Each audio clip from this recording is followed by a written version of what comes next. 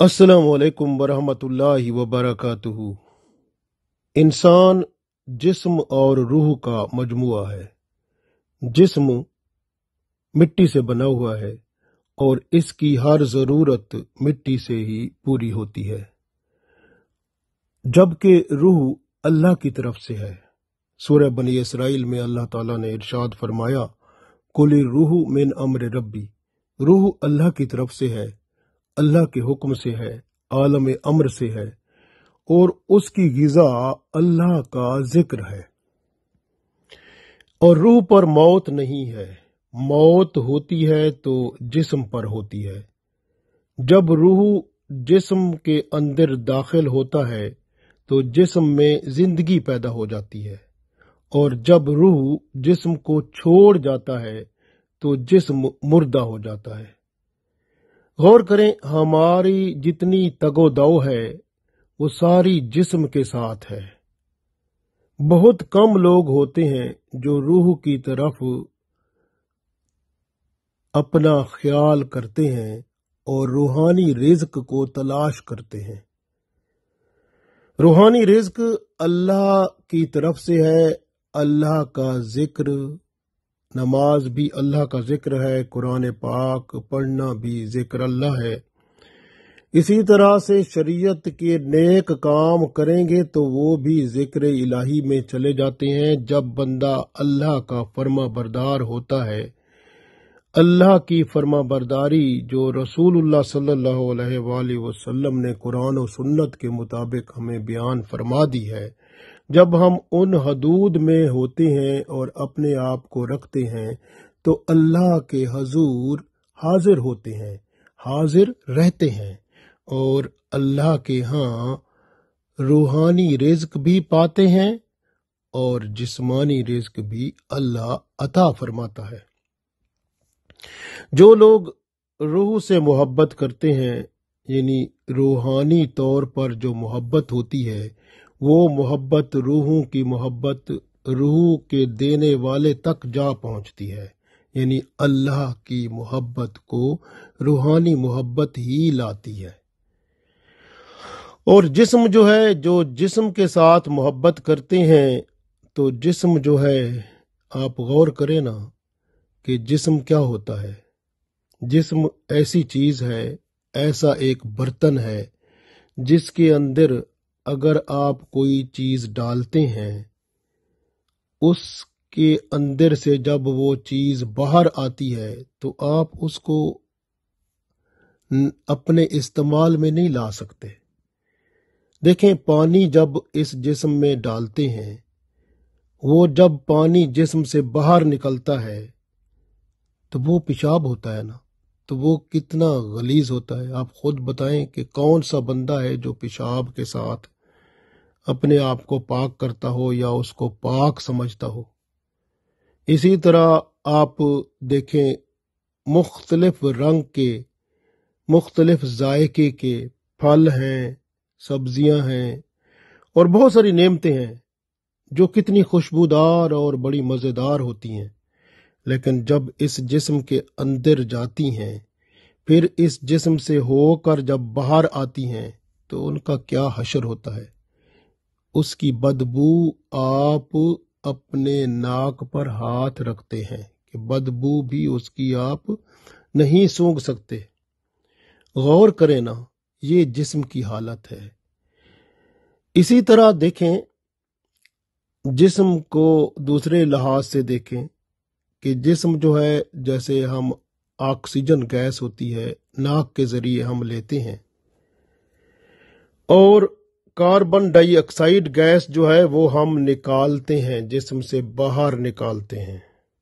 Carbon dioxide gas बदबूदार होती है, पेशाब की बदबू जैसी होती है, बिल्कुल इसी तरह की होती है।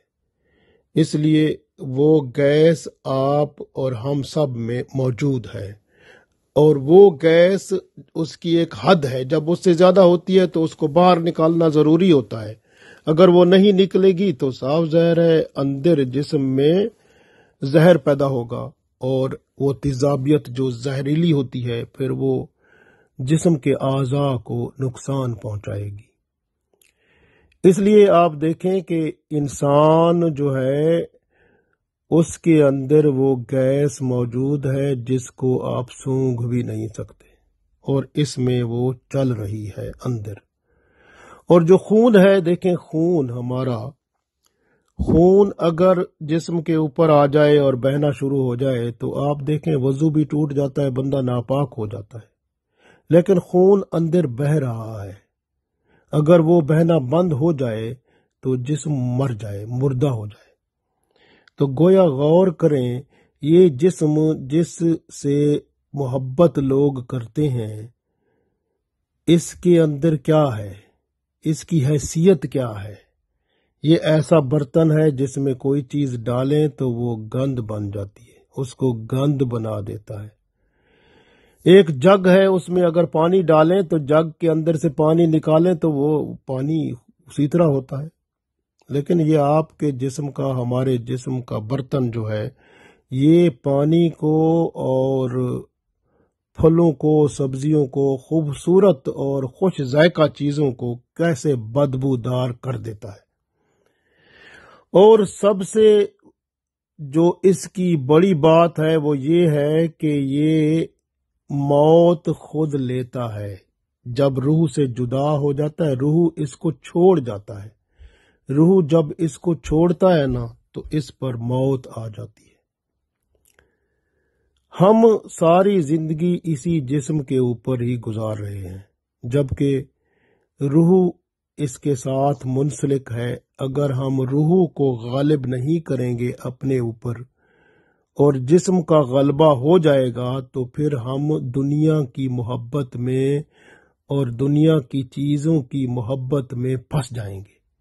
ہم اللہ کی طرف نہیں جا سکتے۔ اللہ کی طرف جانے کے لیے روحانی طور پر ہمیں بیدار ہونا پڑے گا، اور روح کی غذا اللہ کا ذکر ہے۔ جب ہم اللہ کا ذکر کریں گے، نماز 5 وقت پڑھیں گے، قرآن پاک کی تلاوت کریں گے، ہر کام شریعت کے عین مطابق کریں گے، اور حدود شریعت کو ہر وقت اپنے سامنے رکھیں گے، اور کوئی کام ایسا نہیں کریں گے جو شریعت سے ہمیں دور لے جائے، تو پھر ہم اپنی روح کو بھی قریب کریں گے، روح کو بھی غذا دیں گے۔ روح جو ہے جب غذا پائے گا تو جسم پر غلبہ پا لے گا، اور جس کی روح جسم پر غالب ہو جاتی ہے نا تو وہ شریعت کے مطابق اپنی زندگی گزار کے تقوی کے مقام تک پہنچ جاتا ہے۔ پھر اس کے بعد اللہ کی دوستی اور تعلق پیدا ہوتا ہے۔ لیکن جو بندہ صرف جسم کے ساتھ تعلق رکھتا ہے، جس طرح آپ دیکھیں کہ ہم ساری عمر بندے کی گزر جاتی ہے، وہ اسی جسم کے لیے کمائی کرتا ہے، روزی کماتا ہے، وقت لگاتا ہے، اور اسی جسم کے لیے اپنی تگ و دو کرتا ہے، اپنے جسم کے لیے، اپنے بچوں کے جسم کے لیے۔ یہ ساری تگ و دو ادھر ہوتی ہے، جبکہ شریعت کے مطابق یہ ہے کہ آپ اتنا وقت آپ لگاؤ جس سے آپ ضروریات زندگی حاصل کر لو، اور باقی وقت جو ہے وہ اللہ کی یاد میں گزارو، یعنی اللہ کی یاد بھی قائم رکھو اور دنیا اور دین میں توازن قائم رکھو۔ توازن بہت اہم چیز ہے، یہ توازن ہی ہوتا ہے جس سے کوئی بندہ خوبصورت لگتا ہے۔ اگر آپ کسی کو دیکھتے ہیں وہ آپ کو بڑا خوبصورت لگتا ہے تو اس کا مطلب ہے اس کا توازن اچھا ہے، بیلنس ٹھیک ہے۔ بیلنس، توازن جب ٹھیک ہوتا ہے نا تو وہ چیز خوبصورت ہو جاتی ہے۔ اس لیے انسان جو ہے جب جسم اور روح کا بیلنس رکھتا ہے، توازن رکھتا ہے، دین کو بھی چلاتا ہے ساتھ اور دنیا کا کام بھی کرتا ہے، لیکن دین کے احاطے میں رہ کر، تو الحمدللہ وہ پھر دنیا کا بھی لطف اٹھاتا ہے اور آخرت کے لیے بھی کچھ ذخیرہ کر لیتا ہے۔ اس لیے یاد رکھیں کہ جسم جو ہے بندے کا، وہ بندے کو پلیت کر دیتا ہے، لیکن روح بندے کو پاک کرتا ہے۔ اس لیے دیکھیں جسم کا جسم سے تعلق جو ہوتا ہے، جیسے آپ لوگ محبت کرتے ہیں، عورتوں سے محبت کرتے ہیں، مردوں سے عورتیں محبت کرتی ہیں، یہ جو محبت ہوتی ہے عورتوں کی جسم سے محبت ہوتی ہے تو اس کا انجام ایک دوسرے کو پلید کر دیتا ہے۔ جب یہ دونوں ملتے ہیں تو ان کا ملنا ایک دوسرے کو پلید کر دیتا ہے، پاکیزگی جاتی رہتی ہے، حتیٰ کہ غسل جب تک نہ کریں اس وقت تک پاک ہو ہی نہیں سکتے۔ لیکن وہ محبت، وہ عشق جو اللہ کے ساتھ ہوتا ہے، اللہ کے رسول صلی اللہ علیہ وسلم کے ساتھ ہوتا ہے، اللہ کے قرآن کے ساتھ ہوتا ہے، وہ بندے کو پاکیزگی اور لطافت میں ڈال دیتا ہے، اور رحمت الہی کی بارش میں بندہ تقوی کے اعلیٰ مقام پر پہنچ کر اللہ کی برکتوں کو اور رحمتوں کو سمیٹ لیتا ہے۔ یاد رکھیں کہ مرغن غذائیں، کھانے پینے کی ہوس، لذت، جسم کی خواہشوں کو عزیز اور لازمی پوری کرنا انسان کو دنیا میں غلاظت میں ڈال دیتا ہے اور پاکیزگی دور ہو جاتی ہے، کیونکہ ذکر الہی روح کی غذا ہے، جب تک وہ نہیں دی جائے گی اس وقت تک پاکیزگی نہیں ملے گی۔ کھانا پہلا ہتھیار ہے جس سے شیطان جو ہے وہ اپنا کام شروع کرتا ہے۔ غور کریں نا، یہ کھانا ہی تو تھا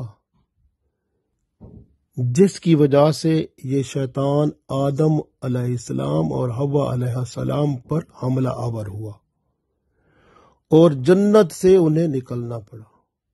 شیطان نے ورغلایا ان کو، ان کے اندر وسوسہ خیال ڈالا۔ یہ کھانا پینا جو ہے انسان کے اندر شیطان کی قربت لاتا ہے، اس لیے حدیث پاک میں رسول اللہ صلی اللہ علیہ وسلم فرماتے ہیں کہ کھانے کے لیے جسم میں 3 حصے بناؤ، ایک حصہ غذا کے لیے، ایک حصہ پانی کے لیے اور ایک حصہ ہوا کے لیے۔ مدینہ شریف میں جب ایک حکیم صاحب آ کے بیٹھے تو ان کے پاس کوئی مریض نہ آیا۔ اس نے کہا پتہ نہیں یہاں لوگ بیمار ہی نہیں ہوتے۔ جب اسے بتایا گیا کہ یہاں وہ لوگ ہیں جو رسول اللہ صلی اللہ علیہ وسلم کی بات مانتے ہیں کہ جب ان کو بھوک لگتی ہے تو کھانا کھاتے ہیں، ابھی بھوک ان کی رہتی ہوتی ہے کھانا چھوڑ دیتے ہیں، اور یاد رکھیں کہ ایسا شخص بیمار ہوتا ہی نہیں ہے جو اس وقت کھائے جب اس کو بھوک لگ رہی ہے، اور ابھی بھوک باقی رہتی ہو چھوڑ دے، وہ بیمار نہیں ہوتا۔ وہ بیمار وہی ہوتا ہے جو کھاتا ہے، زیادہ کھاتا ہے، یہ کچھ کھایا ہے پھر دوبارہ کھاتا ہے۔ وہ بعض لوگ ہوتے ہیں نا، ان کی پیٹ تو بھر جاتا ہے، میدے کا جو گھڑا ہے وہ پورے کا پورا بھرا ہوتا ہے کھانے سے، لیکن جب کسی کھانے کو دیکھتے ہیں نا تو پھر ان کی آنکھیں جو ہیں وہ کہتی ہیں تھوڑا سا یہ بھی کھا لو، بس وہ تھوڑا سا کھاتے ہیں نا تو اس کے بعد جو ہے وہ کام خراب ہو جاتا ہے۔ بندہ جب کھانا کھا کر بھر جاتا ہے اور اس کے بعد بھی کھاتا رہتا ہے تو ایسا انسان بیماریوں کو اپنے اندر سمیٹ لیتا ہے۔ جب مجھے یاد ہے کہ ہم جو ہے لیسٹر میں تھے، لیسٹر ادھر یہ انگلینڈ میں ایک شہر ہے، تو وہاں پر ہم ایک کورس کر رہے تھے، تو وہاں پر ایک صاحب آئے، ہمیں جو پروفیسر صاحب تھے وہ کچھ ان کا لیکچر تھا، تو انہوں نے بتایا کہ یہاں پر جو لوگ بیمار ہوتے ہیں، خاص طور پر شوگر کی بیماری ہوتی ہے، بلڈ پریشر ہوتا ہے، ہارٹ اٹیک ہوتا ہے، اس میں زیادہ تر اثرات اسی بات کے ہوتے ہیں کہ بندہ جو ہے، جو اس کو کھانا ہوتا ہے وہ اس سے زیادہ کھا لیتا ہے، حتیٰ کہ بندہ ایک جگہ کھانا کھایا ہے کسی کے گھر میں یا کسی اور جگہ جائیں گے تو وہاں چائے اور بسکٹ آ گیا، کچھ اور آ گیا تو وہ اس کو بھی کھا لے گا، کسی اور جگہ گئے ہیں کچھ اور چیز آ گئی تو اس کو بھی کھا لیتا ہے۔ تو اس طرح سے بندہ جو ہر جگہ پر کچھ نہ کچھ کھاتا رہتا ہے، تو وہ بندہ جبکہ اس کے پیٹ میں گنجائش نہیں ہوتی تو وہ اپنے ساتھ ظلم کرتا ہے، اپنے اندر شوگر کی بیماری لاتا ہے، اپنے اندر بلڈ پریشر لاتا ہے، اپنے اندر کینسر لاتا ہے، اپنے اندر تیزابیت اور ایسی جو بیماریاں ہیں جو کہ جن کی کوئی بڑی لسٹ ہے وہ اپنے اندر لے آتا ہے۔ تو اس لیے اچھا انسان وہی ہوتا ہے جو کھانا اس وقت کھائے جب اس کو ضرورت ہو، اور جب کھانا ابھی تھوڑی سی بھوک رہتی ہو اور پھر اس کو چھوڑ دے تو بیمار بھی نہیں ہوتا۔ تو اس سے بہتر کام جو ہوتا ہے نا وہ یہ ہوتا ہے کہ بندہ اس کی روح جو ہے وہ روح اس کی تازہ ہوتی ہے، اور اس طرح سے وہ اللہ کا ذکر بھی کر سکتا ہے آسانی سے، نماز بھی پڑھے گا، قرآن پاک بھی پڑھے گا، دین کی طرف بھی چلے گا، تو اس کا دونوں طرف بیلنس آرام سے سکون سے ہو جاتا ہے۔ لیکن جو بھر لیتا ہے اس کو تو پھر اس کا بیلنس دنیا کی طرف بڑھ جاتا ہے، کیونکہ شیطان کے حملے اس پر بڑھ جاتے ہیں، کیونکہ یہی کھانا ہی تھا جس کی وجہ سے ابلیس جو ہے آدم علیہ السلام اور حوا علیہ السلام پر حملہ آور ہوا اور انہیں جنت سے نکلنا پڑا۔ اس لیے یاد رکھیں کہ زیادہ کھانا جنسی ہوس پیدا کرتا ہے، اور زیادہ کھانے پینے والے جو ہیں زنا، لواطت اور بے حیائی اور فحاشی میں مبتلا ہوتے ہیں۔ اللہ تعالی ہمیں ان سب سے بچائے، آمین۔